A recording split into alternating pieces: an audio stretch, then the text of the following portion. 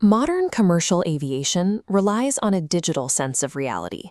Deep inside the Airbus A320, the Flight Management and Guidance Computer, or FMGC, constantly calculates the aircraft's exact global position, allowing it to navigate perfectly blind through zero-visibility environments.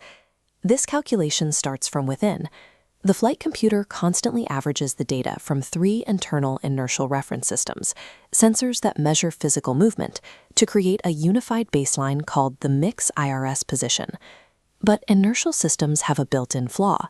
Because they rely entirely on internal sensors, tiny measurement errors compound over time. The longer the flight continues, the more the calculated position slowly drifts away from the physical reality. To correct this drift, the computer generates a rigid mathematical offset called a bias vector. It builds this bias by scanning outside the aircraft for external references, following a strict priority hierarchy. It looks first for GPS satellites, then triangulates using multiple ground-based DME beacons, and finally uses single VOR and DME stations. These external signals act as anchors, constantly snapping the calculation back to the true flight path. The aircraft's automated flight path relies entirely on this continuous correction. The automation blindly trusts that the external signals feeding its positioning algorithms are completely accurate. Today's airspace is heavily contested.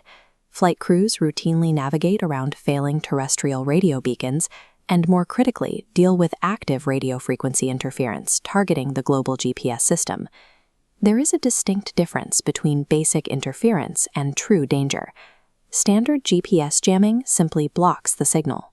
The aircraft recognizes the data loss, triggers a warning, and safely falls back on ground-based radio signals or its internal inertial coasting. GPS spoofing is an active deception attack. Instead of blocking the receiver, a false signal feeds the aircraft incorrect coordinates. Because the computer still sees a strong, valid satellite connection, it ingests the lies without triggering any system failure alerts.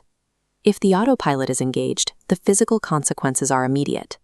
The system corrects its position based on the poisoned data, resulting in severe map shifts and causing the aircraft to initiate an unexpected violent turn as it tries to chase a ghost path. The advanced automation cannot detect that it is being deceived. The human crew must recognize the symptoms of a spoofing attack and actively intervene to sever the connection to the corrupted data. The crew's primary defense against corrupted automation is building a procedural firewall through the Multifunction Control and Display Unit, or MCDU. To execute this, pilots press the data key, navigate to Position Monitor, and access the Select Navigates prompt. From here, crews neutralize bad terrestrial data by typing a specific station identifier into the scratchpad to deselect it, or they can use a single prompt to deselect all radio navigation aids simultaneously. During an active spoofing attack, the protocol requires pressing the deselect GPS prompt. This physical keystroke forces the flight computer to completely ignore all satellite data inputs. Executing this deselection stops the influx of poisoned coordinates. The aircraft is forced into a safe reversion state, relying on its internal inertial coasting based on the last known good data it received before the attack. Departing from an airport submerged in a spoofed or jammed environment creates a unique trap for the crew. Under normal conditions, when the pilots apply takeoff thrust, the flight computer automatically updates its position to the exact coordinates of the runway threshold, erasing any error accumulated during taxi. However, this vital runway position update is mechanically inhibited if the system thinks GPS primary is active, even if that GPS data is entirely false. Crews must proactively deselect the GPS prior to the takeoff roll in these environments. Failing to do so means the aircraft takes to the sky, having permanently locked in all the inertial drift generated on the ground.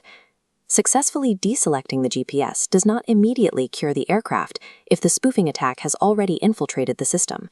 This creates a condition known as the poisoned bias. If the flight computer is spoofed before deselection occurs, it enters coasting mode and permanently freezes a corrupted bias vector. The map shift will persist even without active interference. The remedy requires the crew to manually flush the false data. They execute a manual position update on the prog page while passing directly over a verified physical radio fix on the ground. A secondary hazard emerges from spoofed altitudes, which can trigger spurious pull-up warnings from the Predictive Enhanced Ground Proximity Warning System, or EGPWS. The professional response is not to shut down the entire warning system.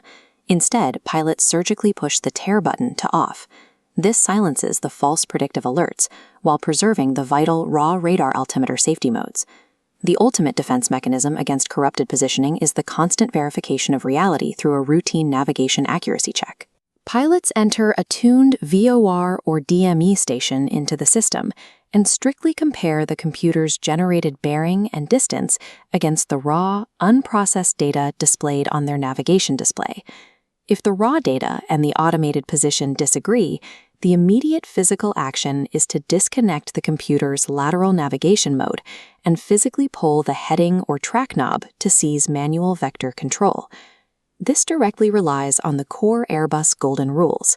Use the appropriate level of automation and fly, navigate, and communicate.